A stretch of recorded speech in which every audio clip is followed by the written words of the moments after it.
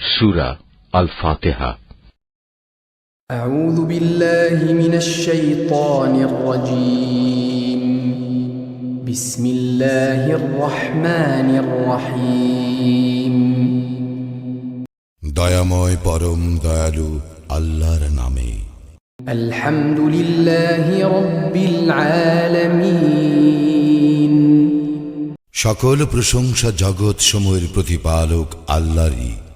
আর রহমানির রহিম। যিনি দয়াময় পরম দয়ালু।